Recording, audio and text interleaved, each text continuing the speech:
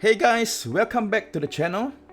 So today I'm gonna do a series of tutorials on shaders and materials, and I believe this wouldn't be the only one that I'm doing. There will probably be more coming out in the future.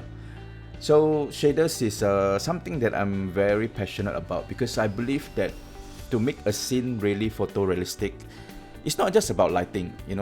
I think lighting is a lot of people gave a lot of attention to it, which is important. Don't get me wrong, but the other side of lighting, materials are equally important to make something look realistic.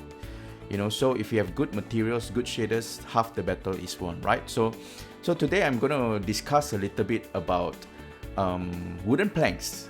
Yeah, because in my last project I deal a lot with wooden planks. So today I just want to give everyone a little tip, a small little changes that I make in our shaders to make it a little bit better. Yeah, so nowadays we have a lot of great materials from megascans. We can simply drag and drop these materials, but the materials that megascans create doesn't include everything. So yeah, I think it's good to learn a little bit more about shaders and how to make them look better, and make our scene more photorealistic. So let's go.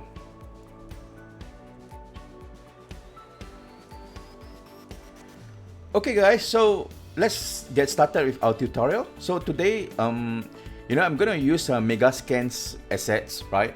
But I'm not gonna use the megascan master material or their instances to go through this tutorial. I'm gonna recreate our own master material, to go through, because I feel at this point in time the master material in megascan is a bit complex. Not everyone may be able to follow such a big complex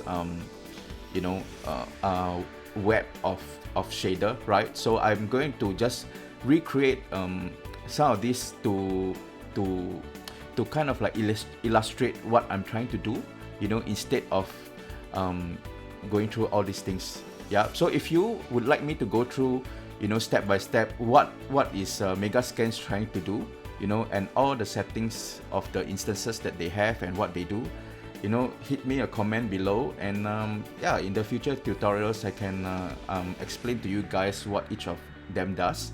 Yeah, but let's recreate some of these materials from megascan from scratch so that you can learn as well. Yeah, and I also include the links if you want to follow along. We will be using two wood materials, right, today. So I'll include them in the link in the description so you can follow along and download them. So if you want to download these materials, you can take the link. Yep, and then what you do is you go to the bridge and paste the link or asset ID, and you get the asset. So if you want to follow along, yeah, you can download these two assets together with me and move forward.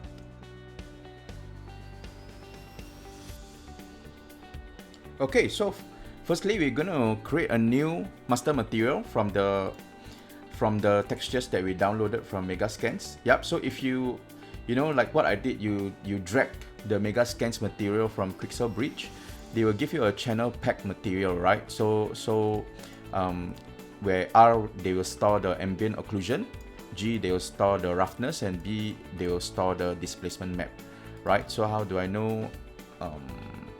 In case you don't know, right? But you see, ARD stands for ambient occlusions, roughness, and displacement.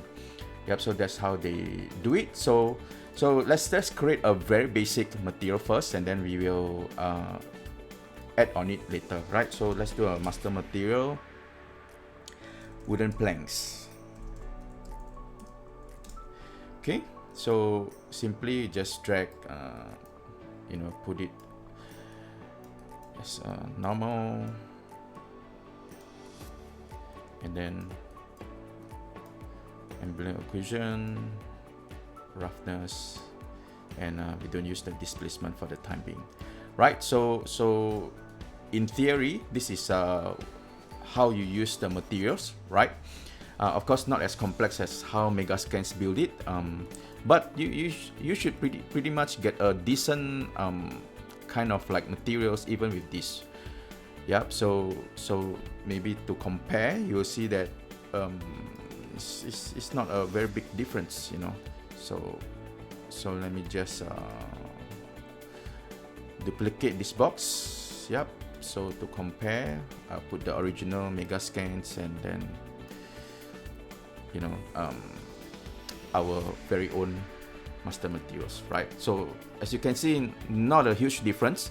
Yeah, so it's because megascans, you know, when they set up the master materials, a lot of things are in default mode, right? So they let us tweak around and stuff like that. But generally, it's pretty close to the default mode.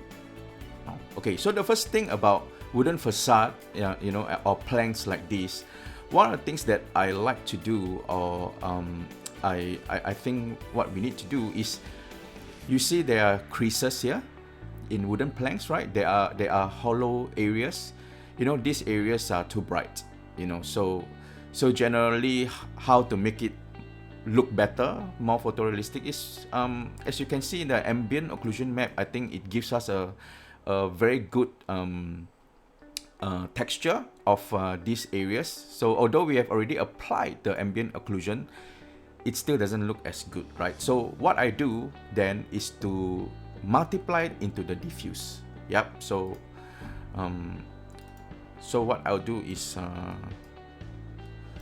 I'll do a multiply and then take the ambient occlusion and multiply it, right? So when I save, you'll see the difference, right? Okay, so I cut the video because there were some issues with the geometry. But okay, so as you can see, now that I have multiplied the ambient occlusion with my diffuse, even though it's a very basic material, it looks so much better, right? So, you know, you see the shadows and the creaks now look a lot better, and yeah, it's you know, it's one way to improve on the looks of your materials, right? So that's one way, and the other way is of course I'll discuss in the next portion.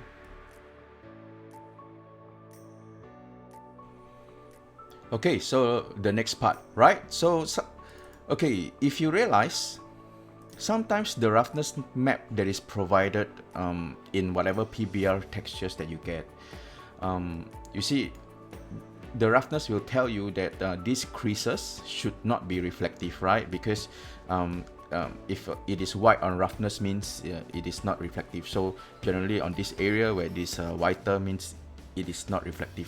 But sometimes the roughness map is not strong enough, or the contrast is not good enough, or whatever it is, you know. So to illustrate what I'm trying to say, instead of fitting the roughness map, you know, let me just put a scalar of 0, you know. Of course nobody will put 0, but it's just for me to illustrate, right? So when you put roughness of 0, you realize that the plank will be very reflective, but also the creases.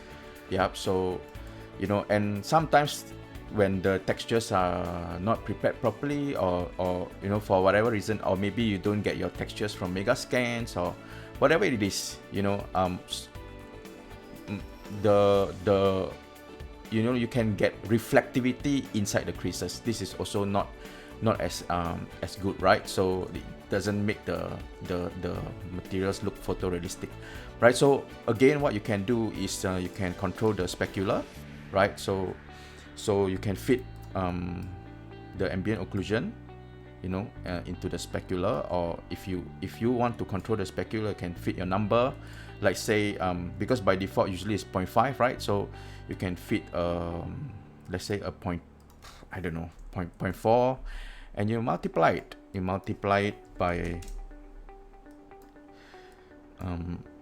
your ambient occlusion map, right? Same as the way you do it with your diffuse. So when you do that, you know, then again what you'll get is your planks will look nicer, right? And then the creases will not have the reflectivity, right? So in that sense, you can control your planks a little bit better.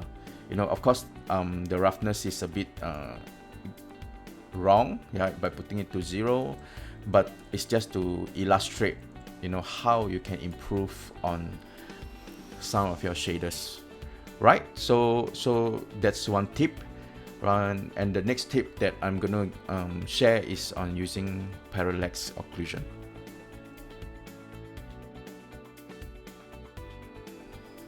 Okay, so let's continue. Right, I've tidied up a bit my webs, right, so it doesn't look so untidy, right? And the next thing probably is before we move on, let's convert some of these to parameters, right? Because we should be using material instances instead of materials, right? It will speed up your workflow. So let's convert this to ARD. Yep, and this is specular.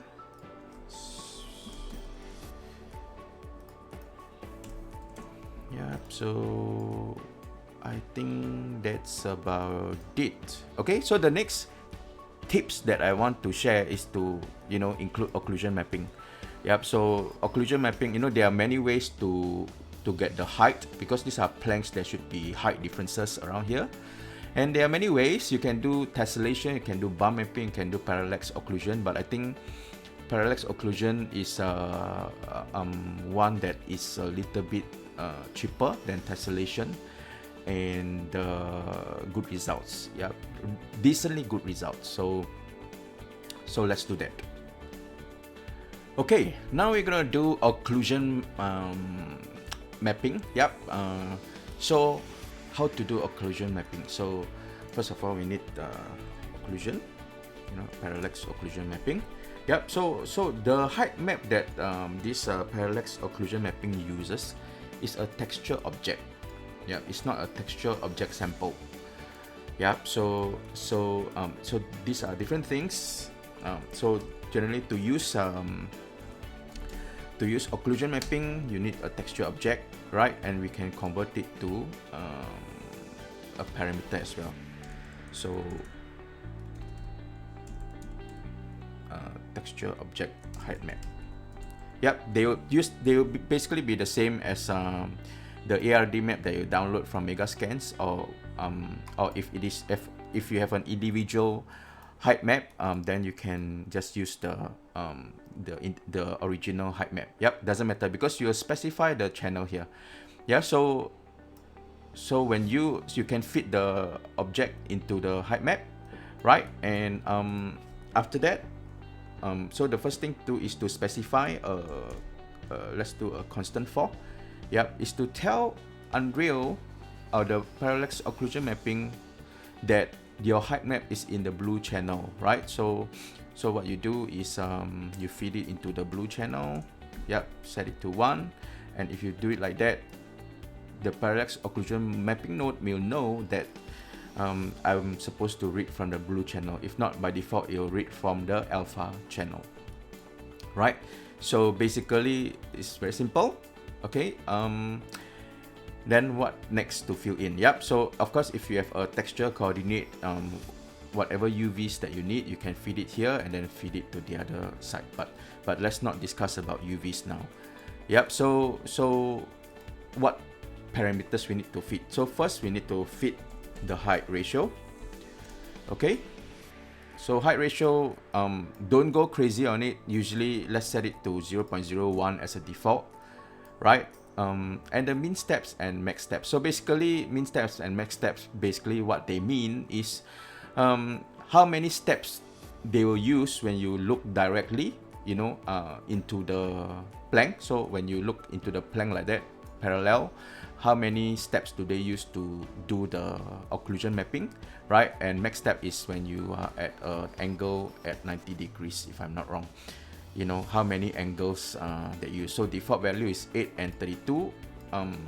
So min steps, meaning I will use 8 layers if I look directly, and 32 layers if I look at an angle, right? So max steps, very simple node.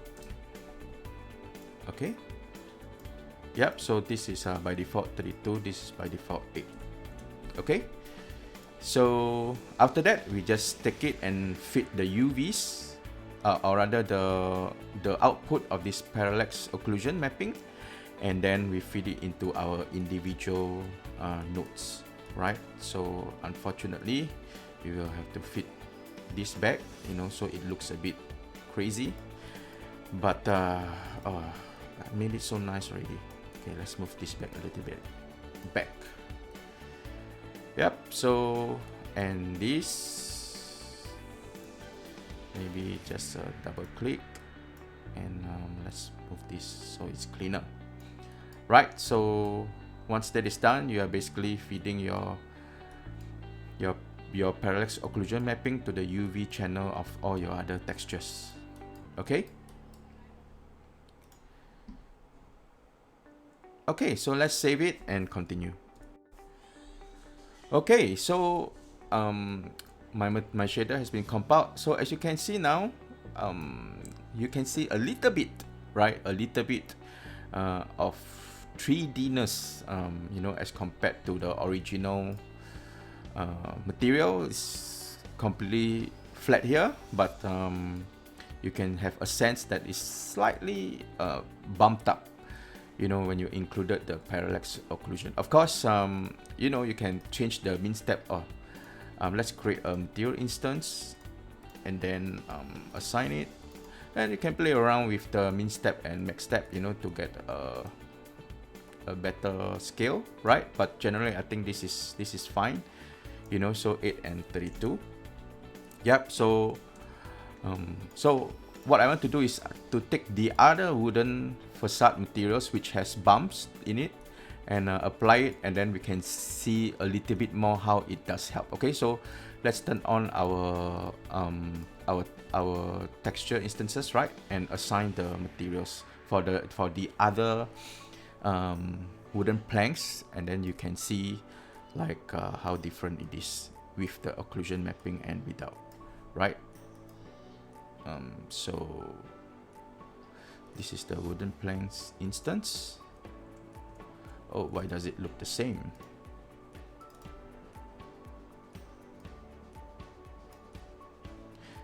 Okay. Okay, so yep.